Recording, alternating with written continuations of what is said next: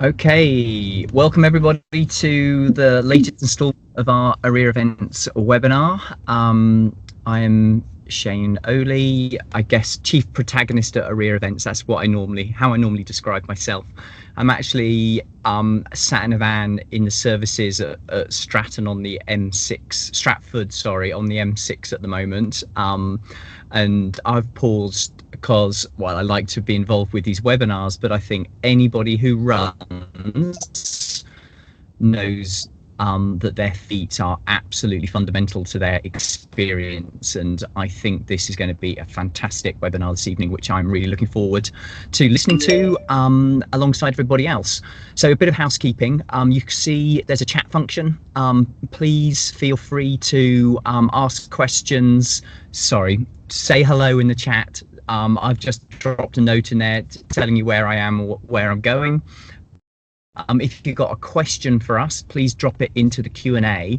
And my colleague Charlotte, who is on the webinar with us, what she will do is kind of collate those questions and we'll run through them at the end of the presentation. So drop the questions into the Q&A and we'll try and cover as many of those as we can at the end. This is being recorded, so if your signal drops out for whatever reason you need to leave, don't worry. If you've registered for the webinar, we will send you a link afterwards. So at this point, I would like to introduce Dr. Rich Griffiths and Dr. Natalya Kennedy. They are both share the medical director role with Nikki Summers, who's not here this evening, across all of the AREA events races. Both of them are brilliant doctors that I love to have on our events and work with, and what they don't know about looking after your feet in that ultra running kind of context probably isn't worth knowing. They are super enthusiastic, super knowledgeable, real experts in this area, and I am going to hand you over to them, and I'm going to stick my microphone on mute and leave it to Rich and Nat to take it away. Over to you. So, hi, I'm Nat. That's Rich. Hopefully you can see us both. Hear us both. I have to apologise. I'm technologically inept, so I'm on my phone. So if I wriggle, that's my fault, not yours.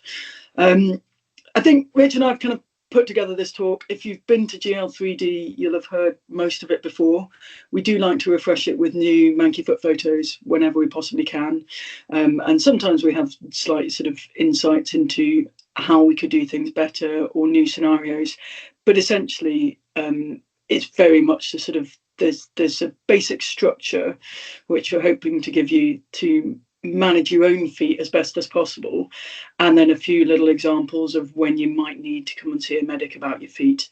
I think on our events, our main basic ethos is that anyone sort of training for and working towards most of the events should have an idea of how to look after their feet, because they are the most important tool in your runner's toolkit. But we're never gonna sort of dismiss a foot injury as something that we wouldn't give you advice for, or help you manage. But I think the more you can do yourself in general, the better, and the more you know, the more you can do. So I'm going to start off by talking about what we actually see on our events that comes through the med tent. So all our events will have some sort of medical area, and next to the finish line, when you're on any of the events, you will find the main medical tent. This is data from our 2023 Dragon's Back race, but is relatively similar to what we see over all the events. That is that the vast majority of what comes through that door, 60% from Dragon's Back in 23, is skin problems. And by skin problems, we mean blisters of various degrees, slowly getting worse through the week. It's worth noting that the second most common thing we see after that is the sort of the musculoskeletal injuries, often the overuse injuries, for which obviously being fit and strong and having a proper training regime is going to be the best thing to prevent you from having to see us with those problems.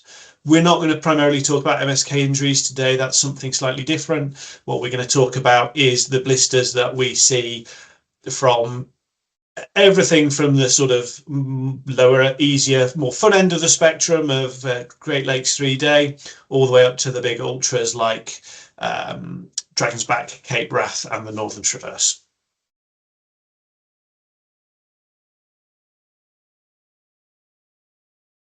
So I think these feat kind of stuck in everyone's head, didn't they, Rich? I know you spent quite a few hours pretty close up with these feet. I think the point we're trying to make with this picture is that this guy did manage to make the finish of the Dragon's Back race, which was phenomenal given the condition that you can see his feet were in. The problem for him was that not only do they really hurt the whole time, so not just when he's running on them, but when he's trying to eat in bed at night, but also the time that he needed in order to manage those feet to get him to the finish was astonishing. So say he's running slowly because it's sore, so he finishes at 10 o'clock at night, which is course cut off.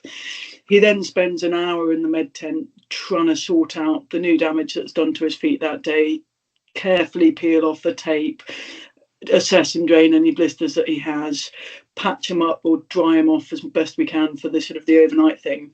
He then goes, grab some food while we're doing that. He then goes to bed maybe midnight-ish if he's lucky, once he's sorted all his kit out and everything like that. Goes to sleep. He knows he needs to wake up at 6 o'clock in the morning in order to have a chance of getting through the cut-offs the next day in the time that he has, given he's moving very slowly because his feet are sore. And so he's up at 4 in order to get his kit faff done, eat something, be at the med tent when it opens at 5 so he can leave bang on that 6 o'clock start. And I think quite apart from the physical misery of feet like this, just the extra faff and time and admin that goes into any race. And you think Dragon's Back's a stage race, so at least he got to sleep at all. If you then put that into something like the Northern Traverse, for example, every time you stop is adding to your time and making it harder to reach the cutoffs. And so it's just piling on the pressure. So anything you can do to manage or preemptively prevent these issues is going to have an absolutely seismic influence on your ability to finish the event. So yeah, he astonished us all, but it took 2 medics an hour, most ends of each day, to get him across the finish. And I think there were tears in the medical tent when he actually finished, weren't there, Rich? I'm not sure if that was because we didn't have to see these feet again, or with joy with the fact that he'd actually managed to finish it. And to be fair to the chap, he acknowledged that he had taken hours of our time and hours of everyone else's time, was so appreciative to the effort we put in that actually this year he came back as a volunteer, not in the med tent, but trying to support the other runners in their aim, because he knew how much support he had had.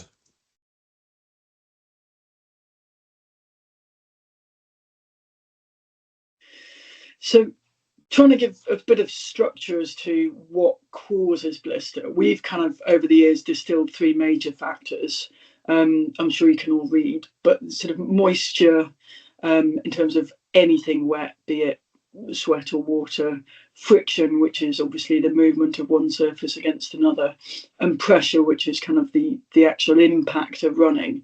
And what we'll do over the next few slides is kind of talk you through how each of those will contribute to the development of blisters, and how considering each of those factors will help you to manage them in the best possible way, because quite often the management for one risks increasing the susceptibility to another. And often, blisters are a combination of 2 of those factors, or sometimes all 3. And so it is a little bit of a dark art balancing act to kind of work out what's going on and how best to manage it. So these lovely manky 20 feet are what we'd call macerated, where they look like kind of horrible contour lines on a map. They're basically just wet. I would guess from how wet they are that he's probably been running through bogs solidly in shoes and socks that just keep the moisture against his skin. And sometimes you can't really help your feet getting this wet. If you're literally wading through rivers and there's rain falling from the sky a la Cape Wrath in the Noah's Ark year, your feet are going to get wet and they're not going to love it. So the trick here is just to dry them out as best you can at every opportunity that you have. So stage racing, get some way of keeping your feet dry overnight in camp. You don't want to be rubbing towels over that fragile skin. You want to get them in the air, leave them out, get them dry. But you do want something to stop them getting wet when you're walking around camp, getting your food, going to the loo, that kind of thing. If you're on a stage race, it's a case of sitting down on an expedition race, it's a case of sitting down in a checkpoint and giving yourself that 45 minutes you need for your feet to dry out. And these feet will look completely different in about 45 minutes time. The other thing to do with these is try and change your socks. So try and have fresh socks in your drop bag if you have them. Try and put your socks on any radiators or anything like that you can. Take your socks off, air dry them a little bit, put them back on just before you go. If you have unwet shoes that you can put on, that's ideal. But realistically, it's a case of just managing things best you can. Rich has kindly put the photo of the trench coom on. This is something we've come across during our work on the event. I hadn't seen it before. It's something developed by a guy who's actually run a couple of our events for use specifically in the UK. It's a kind of barrier cream. It feels almost like a moisturizer. You put it on and it sort of minimizes the amount that water can penetrate, and quite a few of our runners have found it really helpful. And his feet were noticeably good in a northern traverse that was pretty bad for everyone else's feet. Other brands I'm sure are available. Have a play around, find out what works for you.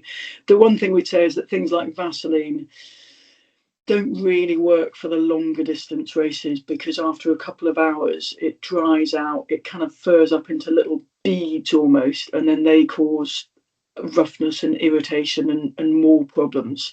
And so trying to use a more sort of ultra running specific barrier cream is your best option. If we have a look at the next one, next thing is socks. So this is Nikki, who's the third medical director, who couldn't be here tonight, but we thought we'd bring her in anyway in photo form.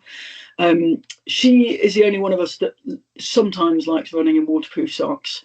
I have sweaty little feet, and so if I put waterproof socks on, I just sweat into them, and then you end up with a kind of wetsuit booty type sloshing around effect, which is absolutely minging. I know Rich doesn't tend to like wearing waterproof socks. I don't know if that's just because you don't have the knee-high ones, Rich, so the water comes in over the top. And then I think that's the key. That's the key, isn't it, Nat? If you are going to go for waterproof socks, you need to keep water out of them. So if you're going through puddles and the water goes in the top, your feet are just wet. And so knee-high ones are going to be better if you don't sweat to the point there's a problem. Exactly. And if you're going through bogs and you're knee deep, it's just a non-starter. And the same goes with Gore-Tex shoes. Have a think about if they're actually going to keep the wet out. And if you think they are, and if it's something that you go with or you try and they work well for you, the other two tips that Nikki has is try and get the newest socks you can, because they just seem to work best when they're new. And also think about using a liner sock, so just a thin sock on the inside, I guess, maybe to kind of minimize the friction in there, or maybe soak up some of the sweat if you've got sweaty little mitts like me. Sorry to jump in, guys. There's just a question from excuse me, somebody in the chat, and it just says he was advised to try and avoid socks at night if possible if trench foot occurs, to enable the feet to breathe. Would you agree? I think if it's warm enough that your feet aren't going to be cold and stop you from sleeping, then yeah, it's not, air will help it dry. It might evaporate a little bit quicker, but if your feet are cold and out your sleeping bag, they're not going to dry out as quickly. You're not going to sleep as well. So I think it's a balancing act. If you've got some lovely kind of loose knit, fluffy, warm socks that you can put on, stick out your sleeping bag, they'll dry well, they'll be warm, there's enough air holes in there to kind of help them up. What you don't want is socks that will leave little bits of fluff on your feet overnight because they've stuck to them, and then you have to scrub them and kind of almost like put more friction on the vulnerable skin trying to pick the bits of sock out. So it's a balancing act. I think air dry is really, really, really good, and certainly at a checkpoint where you're just taking your shoes off and leaving feet out. Yeah, overnight, I hate cold feet, so I'd probably be wearing socks and hoping they're dry anyway. But I'd avoid waterproof socks overnight. Yeah, amazing. Thank you. So we've just been talking about moisture. So now we're going to talk a bit about the second part of the unholy trinity, which is friction. And this is sort of one of the common things that many people see when they've got blisters, isn't it? It's a big blister on the back of your heel, or that could be anywhere. We'll show some other pictures of other problems as we come forward. This is a big tense blister. If I wasn't doing anything, if I'd stopped racing, I'd probably leave it be, because actually the skin over the top of it is your own body's natural barrier, reduces the risk of infection, and over time that fluid's going to absorb. But if you try and run with this, all that's going to happen is eventually it's going to tear, and all the skin's going to tear off with skin's going to tear off with it, and it's going to make your life worse rather than easier. So what we need to do is drain that blister. Nat, can you see my pointer? Yeah, I can, yeah. Fine. So we would always drain a blister using gravity to help us. So in the med kits we suggest you should have some scalpel blades. And what we do is we just make a small nick at the lowest point of the blister, being careful not to stab good skin, just the blister, and probably have something 4 or 5 mil across. You could put a tiny nick with a needle, but the risk is that's going to close up again. What you want is a hole big enough that any more fluid that accumulates through the hours, through the night, can drain back out of it, but not so big that it becomes a big loose flap and pops off. So when you get in the evening, once you've got your cup of tea and your bowl of chips and you're doing your first bit of admin, we suggest you wash your feet properly. Pretty much all the camps you'll come across, or if it's something like the Northern Traverse, there will be somewhere where you can give your feet a wash, either in a stream or a sink or a shower or something. Give your feet a good wash and then drain your blisters. And a lot of these will just re-adhere to the skin and settle down again overnight, and they'll be in a lot better state in the morning. Now, it's still friable skin, it's still going to be sore, and you're still going to need to protect it the next day to stop it getting worse. Because what you don't want is a blister under another blister. That just makes life even more miserable. There's loads of videos on the website that I see that Charlotte's already shared the link for, but what we suggest is taping them. We use physio tape, K-tape, rock tape, kinesiology tape, all the names like that, because it's stretchy. It gives you a nice additional skin over the top. You can see here we've got a big patch that's gone over the heel, and we've rounded the edges before we've gone to put it on. And the reason we've done that is it's less likely to peel off. If you've got a sharp square edge, it's just a point that will slowly pick away at and peel off inside your boot. They've decided they want 2 to make this done, but it's a bit of a tight corner. So sometimes making a little nick in the middle and crossing stuff over just helps get around those contours and stick it in place. Be really careful not to have creases in your tape. If you create a crease, you're just going to create another pressure point that as you run is going to push and rub more and cause more problems underneath it. So we want nice smooth tape with rounded edges covering whatever area we're covering. So that's how you can cover a heel. Other areas are a bit trickier. You just have to think how you're going to do it. Going around the side of the toes, we'll quite often see blisters at the joint between your end of your little toe and the middle bit, or equally over this area here between your toe and your main foot. But these are areas that point out. But again, this is just a bit of tape rounded around the edges, cut in the middle, or I'll just go back one slide. But thinking about where your edges lay, you don't want your edges to lay at an area of friction. But if they live at an area of friction, they're going to sort of heal again. So on the top of your foot's good, or in the hollow behind your toe is a good spot to have an edge if you can, just to try and reduce some of that. Little toes.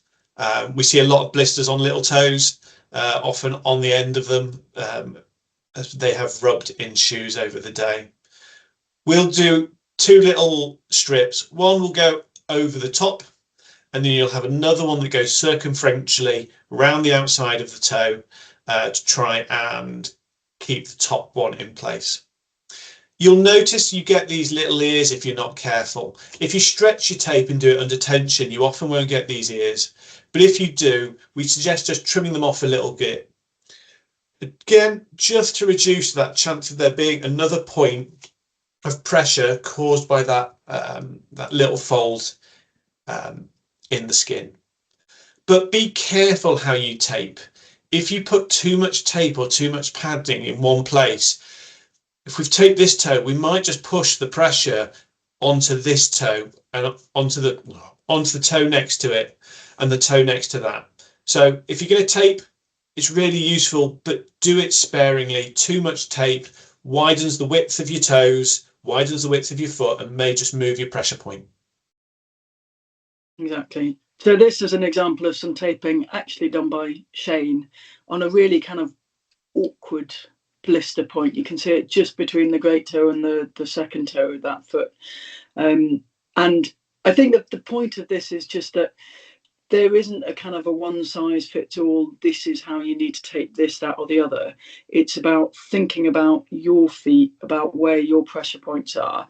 And if you look at the kind of the reason that Shane's wrapped that tape around and finished it on the top of the toe, as Rich said, is because this person's feet were actually quite nicely sat in their toe box, so they weren't getting any rubbing over the top of the toe or any pressure onto the nails. So actually having the edge finish there rather than on the bottom of the toe made the tape much less likely to peel off, because there's not that kind of friction rubbing the tape that then will make it roll up and peel and cause you misery kind of further down the line. So yeah, we don't like blowing Shane's trumpet, but that was a nice bit of taping, so we've kept it in the talk. And then this is someone on the Northern Traverse, was it, Rich? Yeah, Glasedale. Glasedale. So he'd run, what, a couple 100k or so on these feet. And he taped them preemptively. So he's someone who knew that he got friction points on his toes when he ran a long way. So he'd done this tape at the beginning of the event, and it had stayed on and stayed looking great up until this point. I think the point we just want to make with this is that's brilliant in terms of avoiding friction, and he's done it beautifully. But if we go on to the next slide, what he's done underneath that tape, because the tape's got sodden because of all the bogs he's run through, and the tape doesn't dry quite as quickly as your skin, so it's held the moisture closer to the skin, so you can see where the tape has been under that tape, and under that tape alone he's got moisture damage, so the skin's a bit more vulnerable there. So I think the point is just, if you do a really good job, brilliant, keep going with it, but don't be afraid to just consider, as Rich says, the implications of making your toes a bit bigger than they were before, but also of accumulating more moisture and holding it closer to the skin, because the tape will do that. So again, it's just a case of peeling off that tape slowly, carefully, making sure it's wet when it comes off so it doesn't stick so much and pull on that vulnerable skin, drying out his feet as best as possible, and then probably reapplying exactly the same thing, because it's worked really well. That moisture damage will just dry out in 45 minutes, and then you can do the same again and go on. But it's being a pedant and being bothered are the two things that make a massive difference when you're taping your feet. And the pedantry is about rounding corners and where your edges are, and the being bothered is about checking under that tape and not being afraid to redo it if it's not quite right. So the next one we're going to talk about from our unholy trinity is pressure. So this is another chap from the Northern Traverse this year who started having problems in Richmond with the sore bottom of his foot, which then turned into a nice blister under his metatarsal head. This is obviously incredibly sore because you're going to have to stand on it with every step. But in some ways, the treatment is the same. What did we do? We washed his feet, we cleaned them, and then we drained them. We made sure we had that slit big enough that fluid can continue to drain out of them. I think after this, he then went for a little nap just to allow everything to dry out a little bit more and to make life easier for us. And then he needed taping. So how are we going to tape these? How are we going to make it better? I noticed someone mentioned moleskin earlier in the chat. And whilst we don't tend to use them on blisters and other places, one of the places we always use it will be on the sole of the foot when someone's got a blister like this. You can see we've created a nice big pad all the way across those metatarsal heads just to take a little bit of pressure off. Moleskin, for those of you who haven't come across it, is a soft, fluffy material with a sticky back that you peel off and then you can stick on. We then K-tape over the top, noticing here that what we've done is we've cut it into a little arc, our K-tape, to try and stick it to good skin, but to make sure we're not too up in here, we're not going to irritate the toes, we're not creating creases anywhere. And both the ends of those joins are on the top of those straps, sorry, are on the top of his foot to try and reduce some of that risk of them just coming off by rubbing. So this started off about halfway. I think he got moleskin and retaped at every checkpoint he went through on the Northern Traverse. And actually, James got to the end, which is great. It's a great success. We've actually managed to do something really useful for this runner to get him to the end.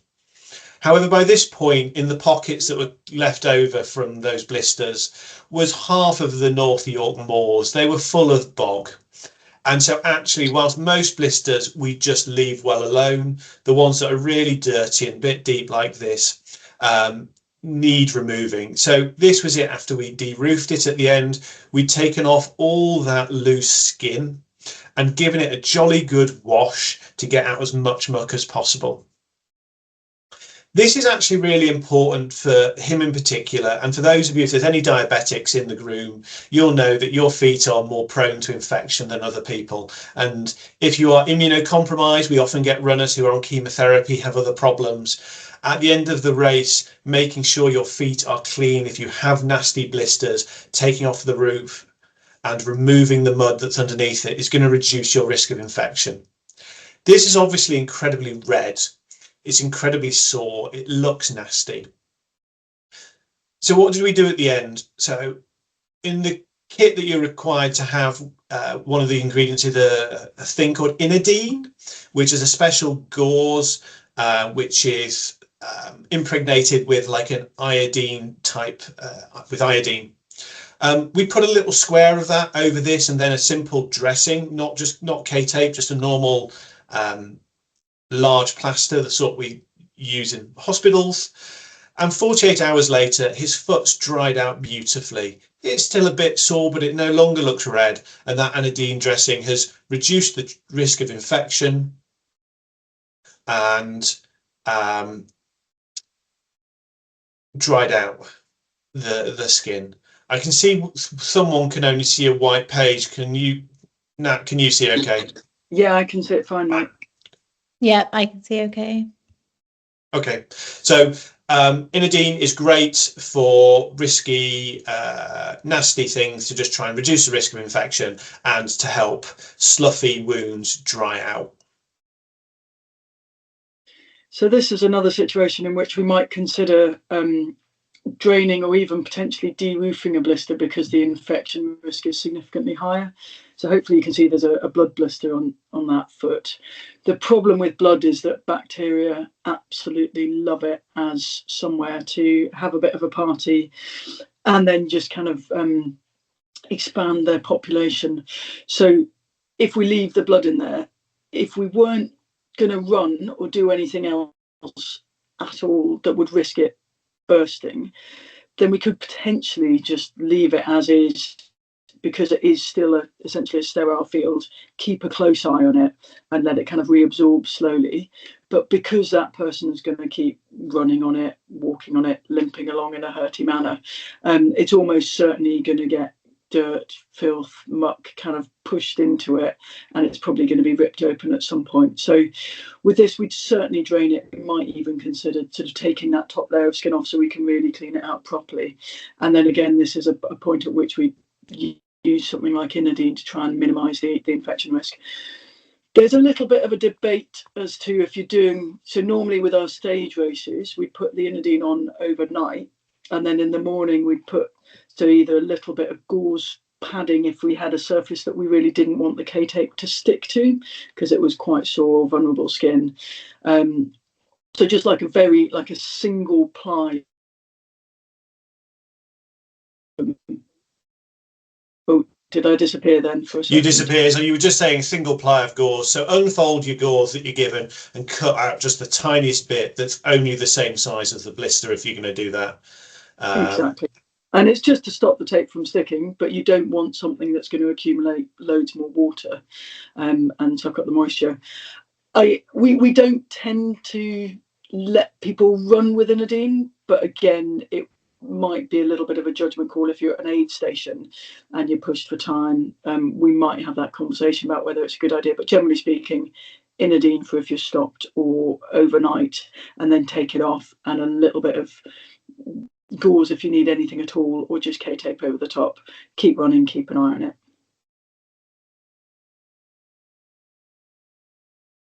Have I frozen again, Rich? Hello, Trish. This is Shane's Toenail. Sorry.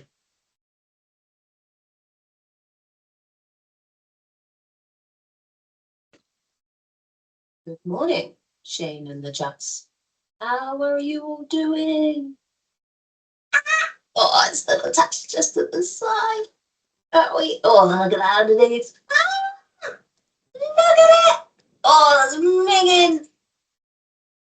So, evolved toenails. Thank you to Shane for sending me those videos for my enjoyment this week. This is sadly one of those things that happens on races as well. And the key here is how we're going to prevent that happening. The first thing to say is the toenails will lift from friction, picking up the end of them repeatedly with every step. So what you want to do is trim your toenails. But you don't want to trim them the day of the event. You want to trim them 3, 4, 5 days beforehand. You then want to file off any sharp edges and sharp corners. So often if you use nail clippers, you'll end up with little triangles on the outsides of them. And those little triangles are going to hook onto the material in your sock. And with every step, they're just going to lift your nail a little bit, and a little bit more. And over those 10s, 20s, hundreds of kilometers, make it go loose. If you feel your toenail is going loose, you need to tape it down, and tape it down sooner rather than later. And actually, I do that in exactly the same way that we would tape a blister. I do a strap over the top and a strap round all of it just to keep it in place. But thinking when I peel it off, I want to peel it off from here, that way, not this way, and so not encouraging a lift. We generally don't remove toenails on event because actually they're part of the normal structure of your foot. Your toes are going to feel even more weird if they've lost some of the stability that your toenail puts in. And often they're not quite ready to come off yet, even though they're really loose. And that causes bleeding, and that's not good. It's not nice, and it increases the risk of infection. You'll know when they're ready to come off. They will pull off really easily and simply. If it's hurting, it's not yet ready to come off. A couple of other things around nails which we've not got pictures of. Sometimes you'll get blisters under the nail, or blood blisters under the nail, or blisters around sort of the cuticle area. They need draining as well, and the ones particularly under the nails are very tricky, so we wouldn't suggest you try them yourself. We suggest you come to us in the med tent and we can have a go at getting them drained for you, because out of all the blisters, they're also the most unpleasant to do, quite frankly, and you don't want to be doing that yourself. It's amazing how many people we go, we need to drain this, and you approach them with a scalpel and they know that you're going to stick it under their nail, and they go, no, no, no, no, no, no, no. We kind of, you know, we're not going to do anything if someone says no, but we wait for them to stop saying no. We do it and they go, oh, that's so much better. Yeah. And it is fun for us as well. So we do like doing those ones, I think it's fair to say. Blisters under nails are exquisitely painful, and just releasing that fluid makes people so much happier. Oh, pressure point at the bottom of the nail during the event. Any ideas? Nat, have you got any ones? Sorry, I missed the question, mate. There's a question in the chat. Someone who gets blisters at the pressure point at the bottom of the nail during the event. Any prevention ideas? I'd look at what their laces are doing, because it's an unusual place to get pressure if it's not somewhere where their shoe is folding. So it'd be worth looking at what trainers they're using, because every trainer will bend in a slightly different place, whether or not their sock is kind of giving them enough padding, or actually their insole is pushing their feet up against the top of the trainer a little bit much. The only other thing I'm sort of wondering about is whether the length of the nails and kind of having the nails butt up against the end of the shoe might be contributing to that. Yeah, certainly. And you know, particularly if you're wearing maybe slightly too short ones, they're going to hit the end, and that's going to increase that lift. It's almost worth borrowing someone's trainers that's a size bigger for you, because sometimes I've had people who swear blind, they've had toenail issues, they swear blind their feet fit perfectly in their shoes, and they look like they do. They've gone up a size and those issues have disappeared completely. It's a bit of trial and error to find out what works for you, but those would be the things I play about with before the event, certainly. So these are the infamous pitter pockets. This is the other thing that we would want to see in the med tent. It's the dreaded Compeed. Now, obviously, other brands are available. They probably do work really well for walkers. We have a lot of people who've used them to really good effect in the past. But what we see consistently on our events, so multi-day events or events over 100k, is that people put Compeed on when the blisters start, and they get that lovely sort of padding, they get a bit of easing of the friction initially, but you keep running on them, you keep running on them, you keep running on them, you keep running on them. And what happens to the Compeed, it sticks so well to the area, to the skin at the, you know, where it's adhered to, and normally in quite a big area. And all that's happening is that the friction, instead of kind of gliding over the K-tape, so the shoe gliding over the K-tape, it kind of sticks to the Compeed, and the friction is transferred deeper in the layers of skin. So actually that friction plane is much deeper. The blisters you get under Compeed are much deeper. And these feet were amazing, because she kind of Compeeded the whole of her, sort of the place of her metatarsal heads where Rich was putting moleskin on earlier. And the friction had built up. And when you peeled these Compeeds back, trying to peel them off, literally the skin at the bottom of her feet just kind of came away with it. So I was working on one foot, just trying to gently peel them away.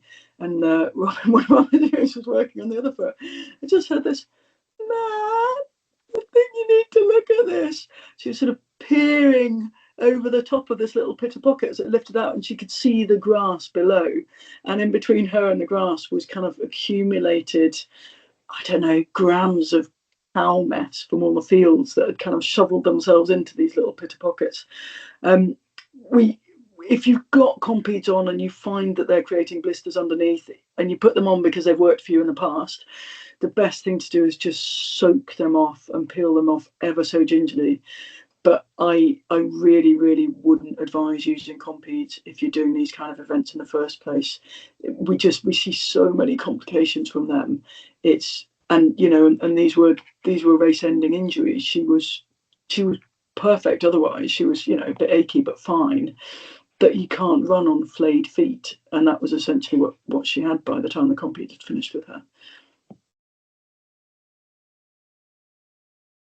So this is another sadly race-ending foot, and this is one of the things we really need to see you for. So this is an infected foot where the blisters have got infected, and hopefully you can see this. I know the sole of the foot isn't brilliantly in focus. We've got some nasty blisters here that we've been managing for a few days, but then we've got this redness around it, this sort of ooze of goldenness, and these tracks of red going up the foot to the leg. This is cellulitis. This is an infected foot, and this is one of the few things that we cannot patch up and get you to run on. And it's one of the things that the only thing that's going to solve it is sadly stopping de-roofing, cleaning and antibioticing. And for Dave, all the photos we've got consent to use here. This was race ending, and sadly this was on the morning of the final day of Cape Wrath. And he was remarkably chipper for someone who had got almost to the finish and then was very pragmatic that if you tell me it's not safe, Doc, that's the right thing. He'd had an amazing journey. He was there for the journey, not for the finish. And he'd had, you know, he was disappointed, but he'd had a brilliant journey and was definitely the right thing. I've not included the follow-up photos, but he sent me photos for the best part of a month for his feet to actually recover from this. So if you've got this redness tracking up your feet, you need antibiotics and you need them now. And please just come to the med tent before it gets worse and you end up with tracking cellulitis all the way up the leg or sepsis, which can happen. And my phone, if you excuse me, that's a mountain rescue call out. I'm just going to have to mute my phone for a while. I'll let Nat talk. So I guess hopefully you'll see from the images that we've had that prevention is definitely better than cure. We can manage things, but it's not a perfect science. And if you need to keep running, there is only so much we can do, and so much that you can do as well. So when we're thinking about prevention, again, we're thinking about minimizing each of those unholy trinity things, but all of them will play a little bit into your choice of shoe. And we've been thinking about, you know, how big your shoes are. If you know that your feet will probably swell a bit, which a lot of people do on these kind of epic journeys, then you're thinking about having shoes that are bigger. The other thing to consider is whether or not your shoes, as they get bigger, are actually getting wider as well, because your feet don't tend to get longer during an event, but they do tend to get puffier and wider. So some shoe companies will make shoes with kind of different size toe boxes and different widths. That's probably slightly more helpful than just buying shoes the size is bigger. But if you like shoes that don't have that, then just get, you know, potentially half a size bigger. I think when Shane did his Dragon's Back party, he was 1-2 sizes bigger by the end, Shane. And we didn't think we'd use them all, but we did. Sock choice, again, Gore-Tex, non-Gore-Tex, or waterproof or non-waterproof. Some people like toe socks because they help with the friction between toes. Some people hate them because they increase the pressure because they make the foot wider. They don't fit in the shoes. Play around with them before you go. See what works for you. In terms of kind of minimizing the ability to get deeper, more problematic blisters, you don't want blisters under calluses. So slightly kind of counterintuitively, you don't want to toughen up your feet before a race. You actually want to pumice those calluses away, because blisters under calluses are a little bit like blisters under Compeed. They're deep, they're really difficult to manage, and they're really painful, and they do take quite a long time to settle down afterwards because they're in those kind of deeper planes beneath the thicker skin. Toenails, there's no, you can't use running as an excuse for manky toenails. I know a lot of runners who have perfectly nice feet, and I think, you know, if you've got fungal infections on your toenails, we know that will cause complications when you start running these kinds of races, because you can't get your nails short, you can't get them smooth, they do tend to crack and break, they're more vulnerable. And also, if you've got athlete's foot, you know, the same goes for the rest of your foot. That will just make the skin more vulnerable, and you're going to have more complications. Same goes for verrucas, same goes for, you know, warts and that kind of thing. Try and treat them, but try and treat them, you know, the year before you actually sign up for the event, come to the event. Don't go, you know, using bazooka the week before the event, because A, it's too late, and B, your skin really won't like you for it.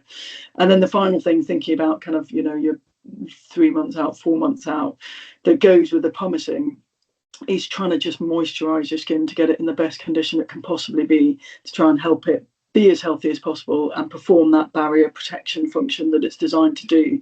And the way you do that is by moisturizing your feet.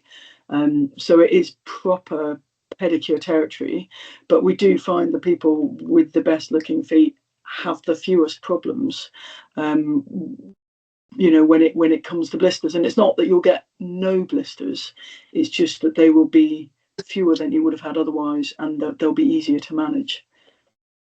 And in terms of moisturising cream, anything with a kind of high percentage of urea seems to be effective, but we're not really sold on any particular brand names that I'm aware of. So what should you have in your kits for mending your feet? So obviously Area has a box of kits that we suggest that you can just buy straight from us to make life easier. Obviously, we've talked a lot about K-tape, and that's really useful for feet, but also for our physios. So if you're one of those people who picked up the musculoskeletal injury, they'll often tape, and you're going to need K-tape for them to do that. Generally, people who have problems need more than one roll of tape. There's been a few questions in the chat about what tape you should use, because there's so many options, aren't there? And there's some pretty cheap basic stuff, and I've bought some cheap basic stuff that's actually been pretty good, and I've bought some more recently that is absolutely gash. And so I've gone back to Rock Tape H2O because it's a bit more waterproof, it's extra sticky, and it just seems to stay on better and longer than the cheap stuff. But find what you can get, see what's out there, try it beforehand. Make sure that the tape doesn't irritate you. Stick some on your body somewhere before you come to an event, because the last thing you want to do is discover that you are mildly allergic to the tape that you're going to be using on your feet. We want a bit of gauze, and that's there to soak up any juices when you pop the blister.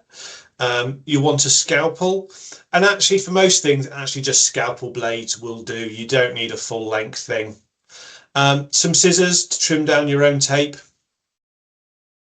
Simple dressings, something to clean an area with before you pop the blister. The thing that's not on here is the inodine dressings we suggest that are really good for infected or really raw open stuff to help dry them out. And then it's not on the mandatory kit list, but having some moleskin can be really useful for padding out if you have problems on the bottom of your feet.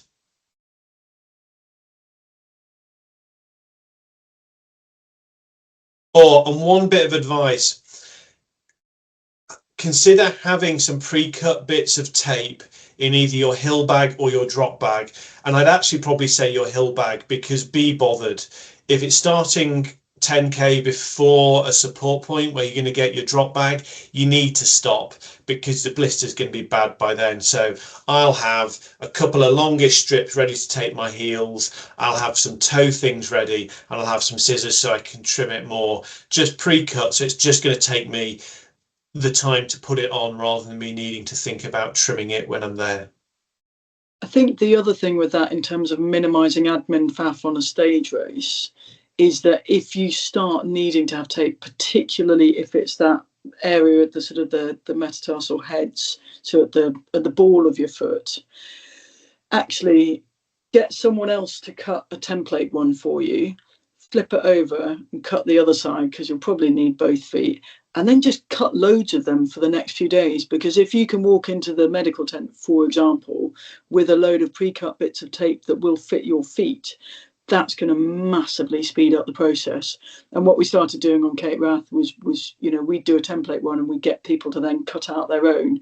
We could see the next person and then go back to them and help them put it on if they needed it. So yeah, templates are king in this world, and especially when it comes to minimising your own time spent on admin faff, both on the hill and in camp. So I think the summary of everything we've been saying is you can prevent most of this we've shown you a load of gory pictures, but the most useful stuff is actually the stuff at the end. It's about pre-event care to make sure your feet are in the best state possible to try and reduce you getting blisters.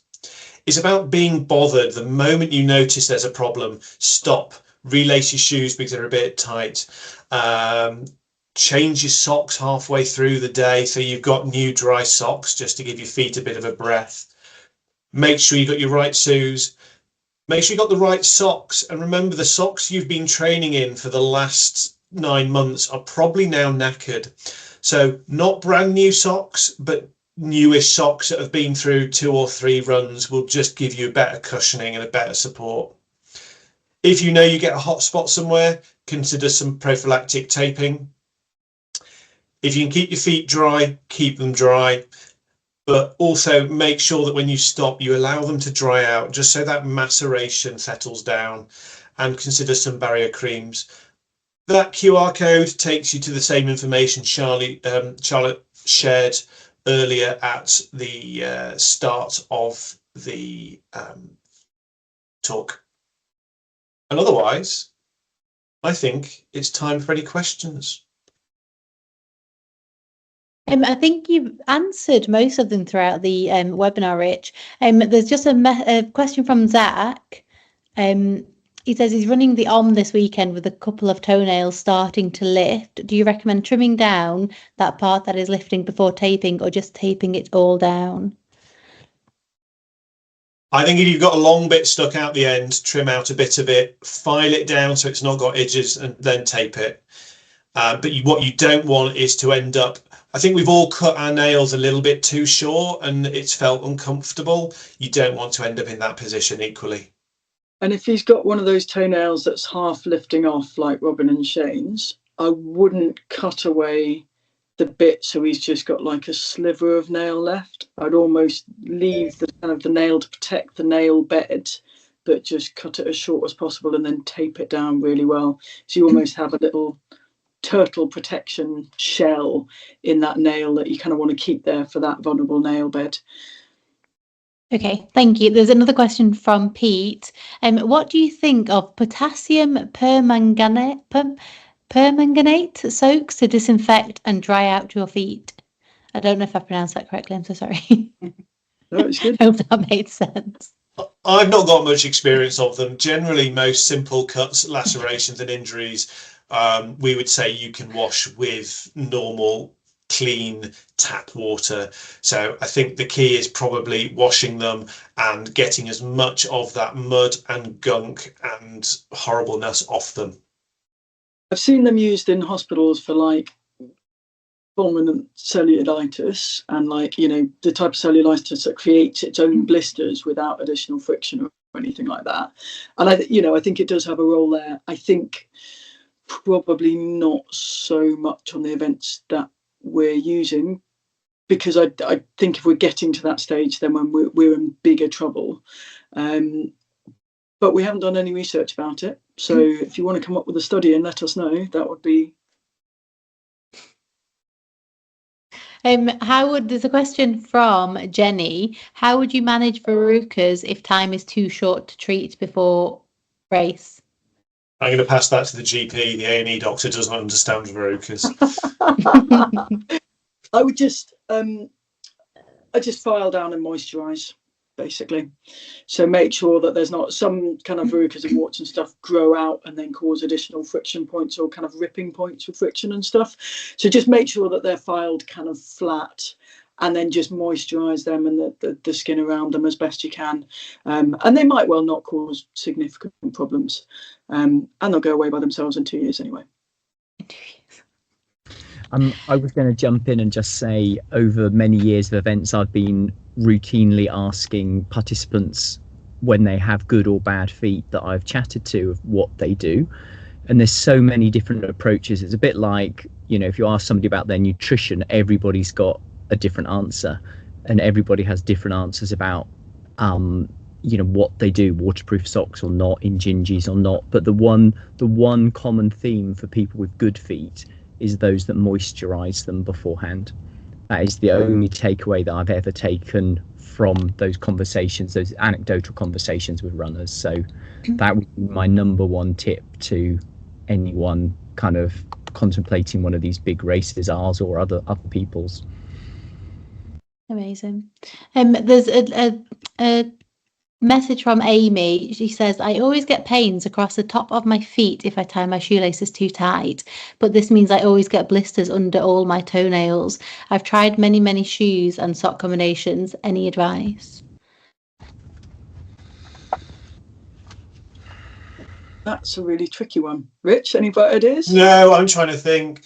And presumably you've tried different insoles as well, just to see if they support your feet differently. So what? I suppose one of the questions is, if you're getting loads of toenail ones, is the length of your shoe right? Are you slightly too short and so abutting the end? And it's tricky, isn't it? Because loose shoes cause problems and tight shoes cause problems. And we all know we've all eventually found, or hopefully we've all eventually found, that pair of shoes that fit our feet. And then they stop making them. Or they change the last or the rand or whatever just to make you unhappy.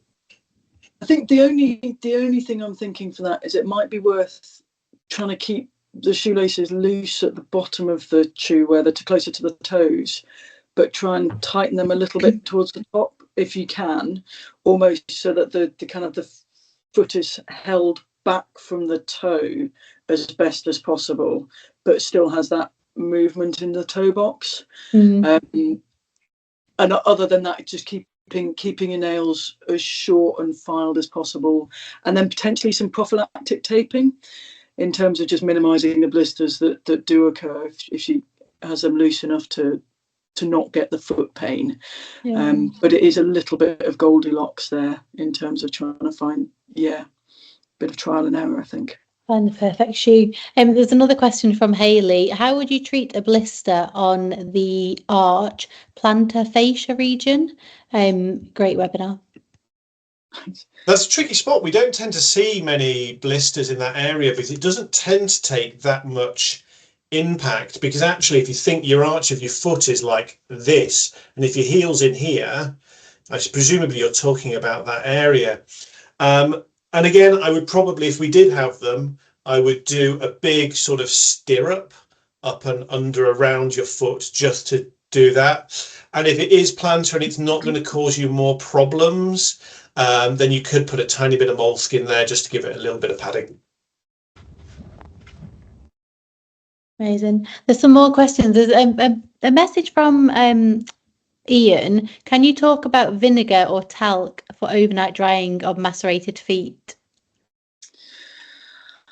I'm not generally a fan, if I'm honest, just because adding more stuff to the moist, sweaty mix, in my experience, tends to just irritate the skin and make it less happy. I know a lot of people like talc for drying skin, but then you're kind of left with the talc that's then going to be another substance that's getting in the way and kind of getting involved in that soup that ends up in your sock at the end of the day. So I wouldn't be a massive fan. I'd say have a foot towel, because you don't want to use it for the rest of you if you can help it. But you're all scuzzy by the end of these events anyway, so that's fine.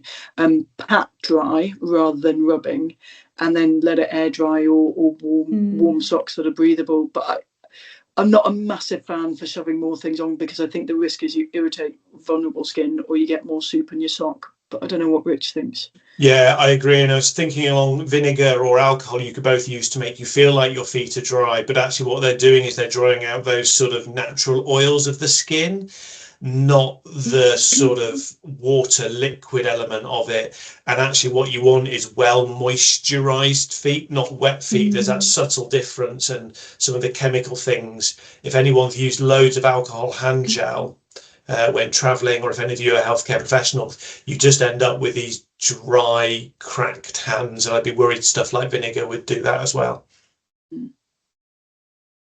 A question from Tanya. Is tendinitis caused by wrong shoes or muscle weakness?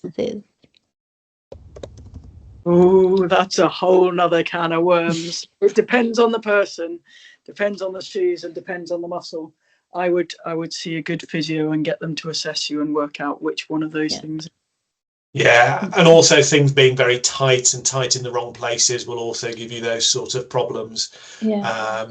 And it may not be that the problem is actually at the site of your tendonitis. It may be that you are moving badly because of a right glute problem, and that is resulting in some ankle tendonitis. So you want someone who can do a proper holistic view of how you move and your gait.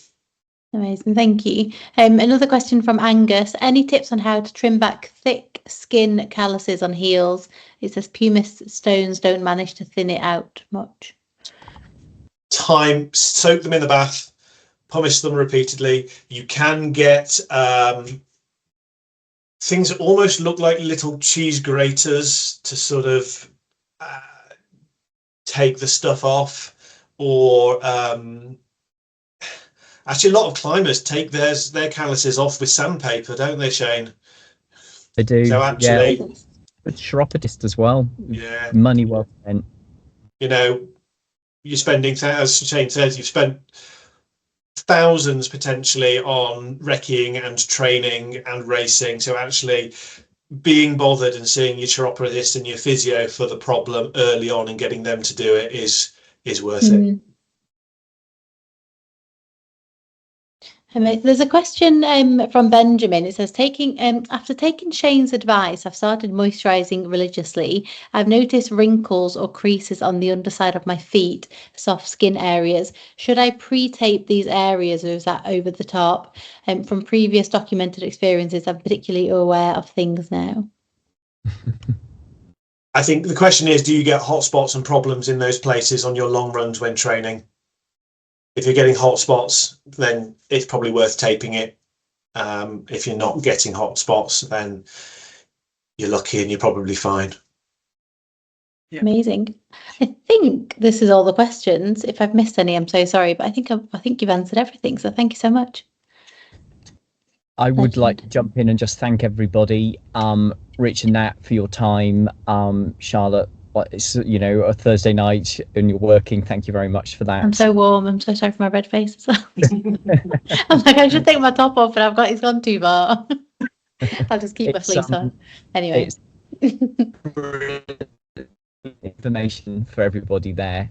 And I think the being bothered in not just during the race, but in the months before as you prepare is so important. You can do so much to help yourself be successful by being well prepared, if that means pre-cutting tape, moisturizing your feet, all of those things. So for a small investment of your time, you can make your chances of success so much greater. I think we'll probably wrap up there. There's some great information on the website. We've shared some links already, and practice. That's what I think I would summarize with. Thank you, everybody.